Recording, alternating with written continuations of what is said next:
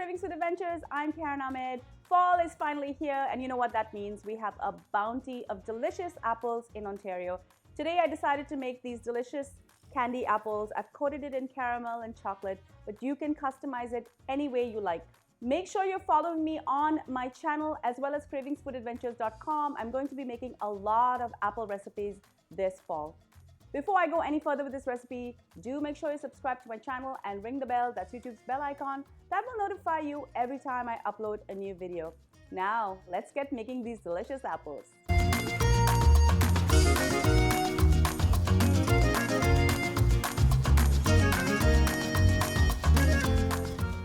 To prep, we need to remove any wax that may be present on the surface of the apple. I have a pot of boiling water here, and I'm going to add 4 tablespoons of apple cider vinegar. You can use any vinegar that you like.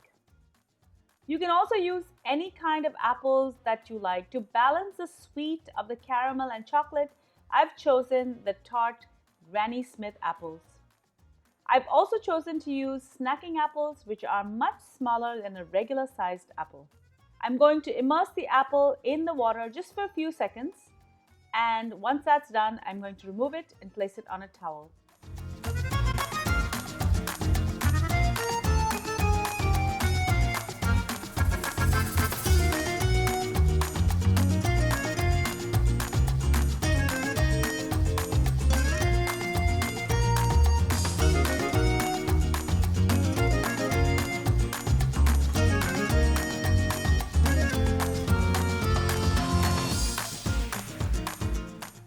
Once all of these are done, I'm going to wipe each one dry using a kitchen towel.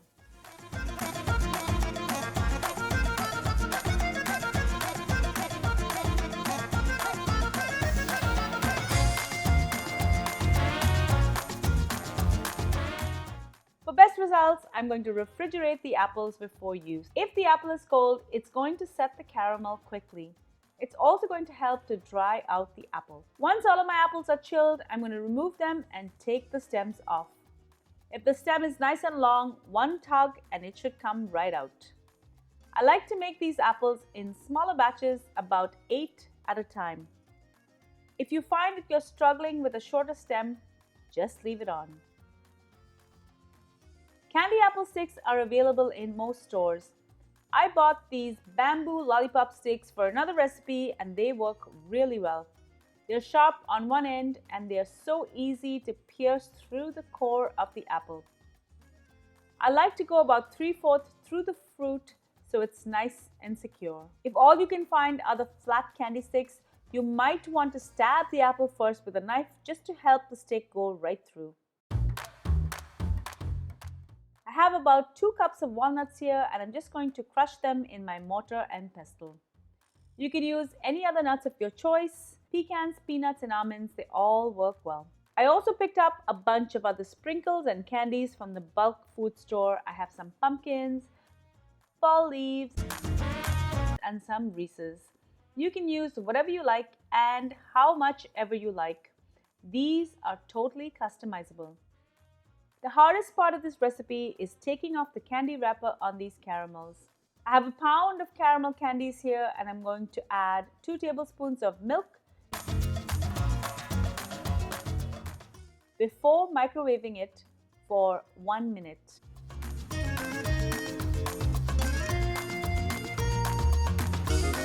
After a minute, give it a stir. You can see that the candy has started to melt, but it's not quite as smooth yet. I'm just going to put this back in the microwave for another minute.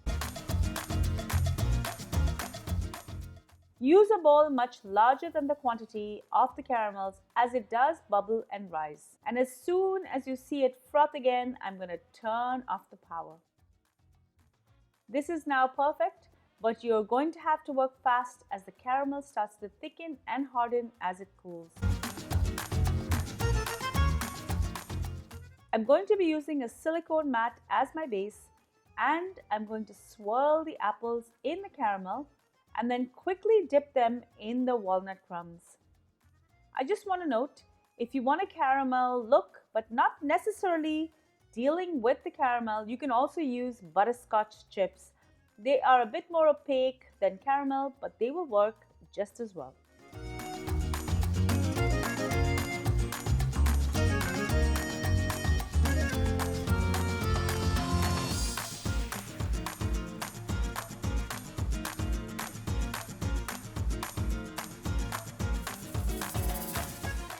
To make room, I'm just going to move these onto a parchment paper lined dish. You want to make sure that you're never setting these directly on a plate as it will stick to the plate. If using other candies or sprinkles, just stick them onto the caramel or dip them in as soon as possible.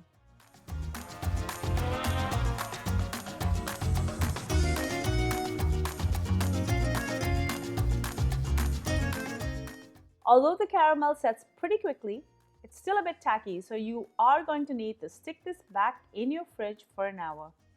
Once it's set, I'm going to add a layer of chocolate. I'm using about 8 ounces of melted chocolate. I'm just going to drizzle the chocolate and have some fun with it.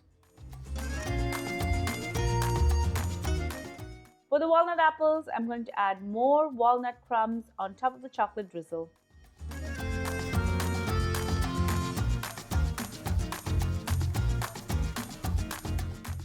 If using candies or sprinkles, do the same. The chocolate takes longer to set than the caramel, so you have a bit more time to decorate. You can use any candies or chocolate that you fancy.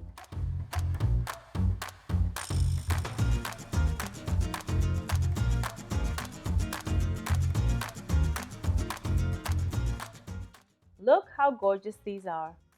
You can serve these to your guests as is or wrap them up for the perfect take-home gift.